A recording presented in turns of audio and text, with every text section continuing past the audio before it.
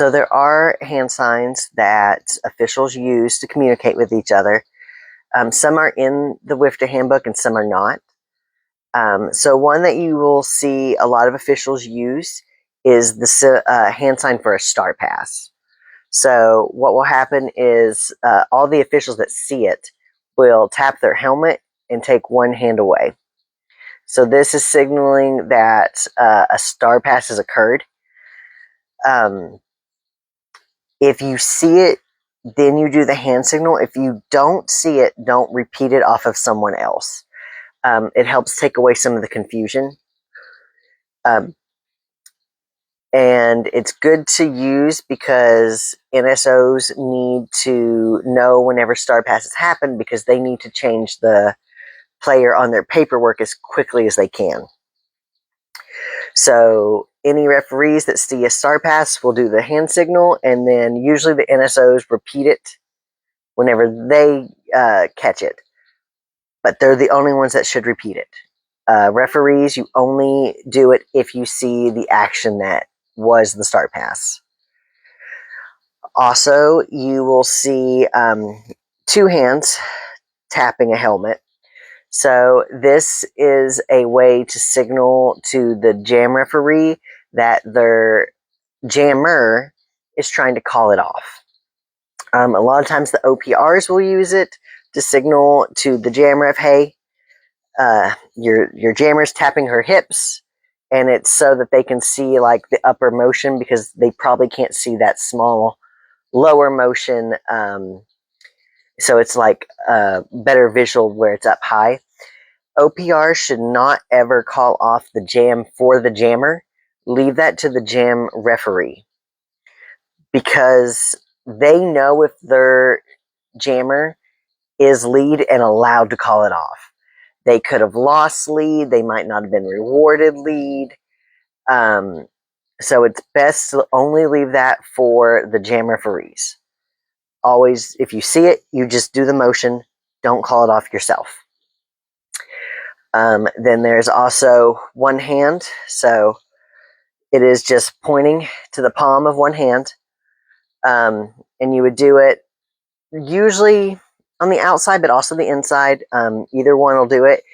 And it is the player's been down, like they've been knocked down, but they only have one hand out. So they're still in play. So it's a signal of one hand. They're still in, one hand, they're still in play. That way the player or the referees across from you on the in or out know that that person's not cutting, that they are still in play. You also have the side swipe. It's just take one hand and swipe it down your side or across your shoulder. So this is a way to show that it's a clean hit. I will do it depending on what kind of gameplay is going. If there's a lot of chaos going, I'll do it up on my shoulder, so it's easier to see. But if I have plenty of space, I'll do it down the side. So this is to show it's clean, it's good, it's derby, and it's just a way of like being able to communicate that it might have been a rough hit or a questionable hit, but from my angle, it looked clean. And then we also have the injured player.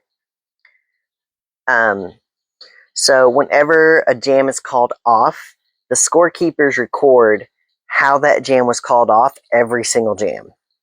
So whenever you signal with this, which is hurt in sign language or injury, it's letting them know that there was an injury. We called it off for injury. It didn't end naturally. It didn't end because the jammer called it off. Because there are times the jammer gets hurt, they call it, and then we don't consider that ended for injury, even though we go straight into an injury timeout. Then we also have the initiator went out. So it's both hands up, palms facing you, and then you bring your hands towards yourself.